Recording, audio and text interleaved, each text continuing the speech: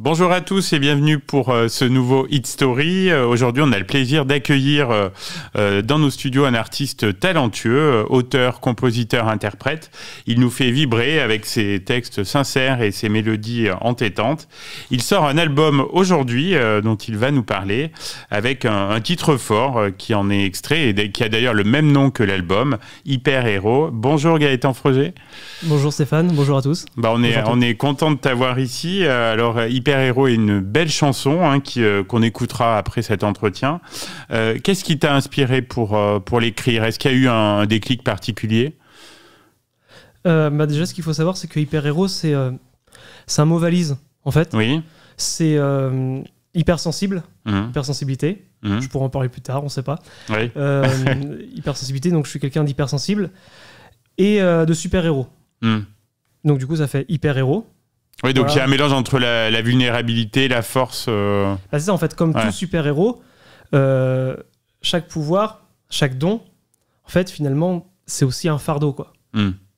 Et donc, du coup, c'est ce que j'ai voulu représenter. En fait, c'est pas le fait de tout ressentir fois 1000, le fait de se souvenir des trucs improbables, de se souvenir de tout, d'avoir certaines capacités.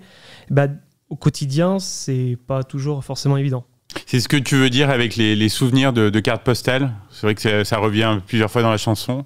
Oui, c'est ça. C'est dans le refrain. C'est qu'en fait... alors, je savais pas que j'étais hypersensible à l'époque, mais quand j'étais tout petit, je partais en colo ou en vacances l'été, et je suis capable vraiment de te ressortir, de te décrire toutes les cartes postales des présentoirs sur les boutiques de bord de mer. Ah ouais, donc c'est quelque chose qui t'a vraiment marqué.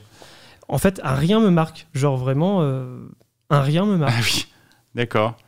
Il est aussi un peu question d'amour dans cette chanson?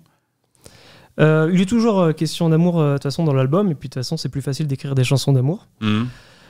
D'amour envers ma mère quelque part. Oui. Parce qu'en fait je lui dédie un peu cette chanson. Je parle d'elle au début. C'est que même elle ou mes parents, en fait, même mon père, on savait pas trop ce que j'avais. Pourquoi je fonctionnais de telle ou telle façon avec mon hypersensibilité. Et finalement, le jour où j'ai su que j'étais hypersensible, c'était un soulagement de savoir... Oui, tu mets un nom sur quelque chose, en fait, sur un état... C'est ça. Finalement, en fait, je suis peut-être normal. Bizarre, mais normal. Oui. Musicalement, la chanson a une énergie particulière. Comment tu as travaillé tout ce qui est arrangement, production? Je commence toujours par composer mes chansons en guitare-voix. Je suis chez moi avec une guitare. Quand la musique me plaît, j'écris des paroles. Ou l'inverse. C'est vrai que c'est bien d'avoir des fois la musique qui sert en fait le propos. Oui, ouais. Et pas l'inverse, surtout en chanson française, quand on veut que le texte résonne. Bien sûr, oui. Ensuite, c'est la batterie. La batterie, c'est moi qui l'ai faite, qui l'ai composée. Je suis pas spécialement batteur. Ah oui, d'accord. Donc tu t'es improvisé. Aujourd'hui, on a ce qu'il faut sur les ordinateurs bien sûr, pour utiliser, pour faire de la batterie, des batteries vivantes qui sonnent.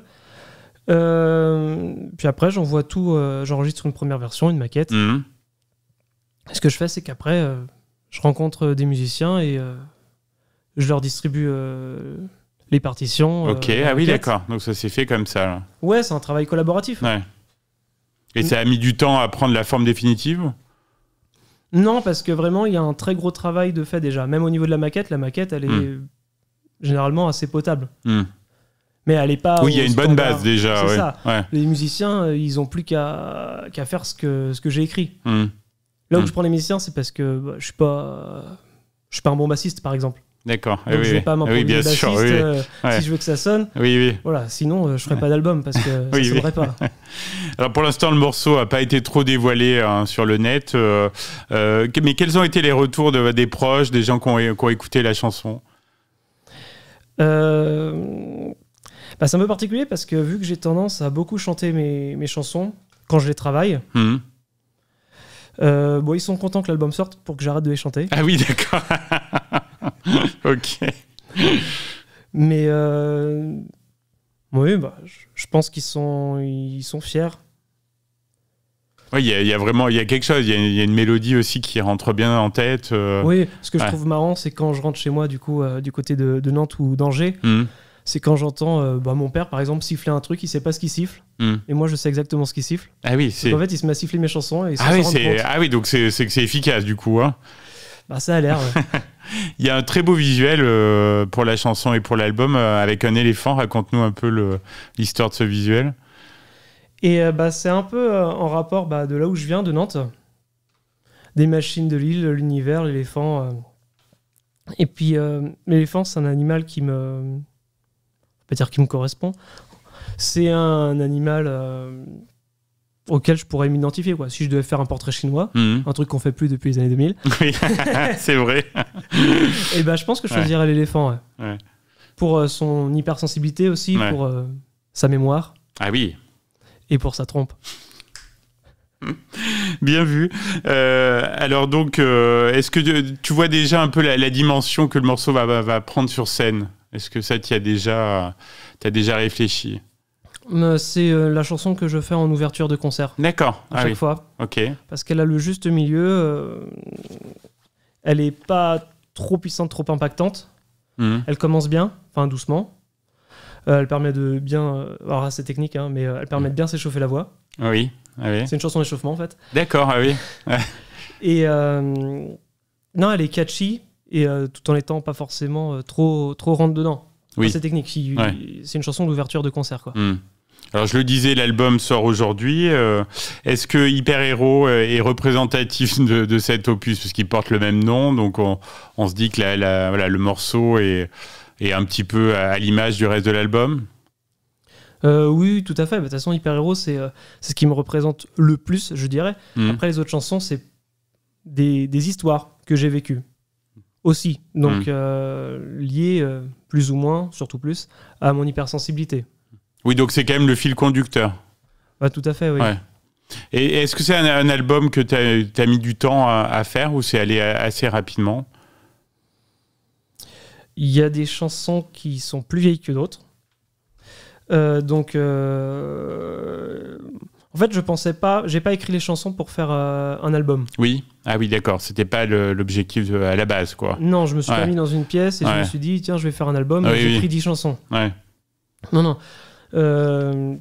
Pour 5 d'entre elles, c'est plutôt une compilation, c'est-à-dire que j'écrivais des chansons et je les sortais sur les réseaux. Et puis, quand j'ai eu assez de chansons pour faire un album, je me suis dit, pourquoi pas les regrouper dans cet opus et puis pouvoir passer à autre chose.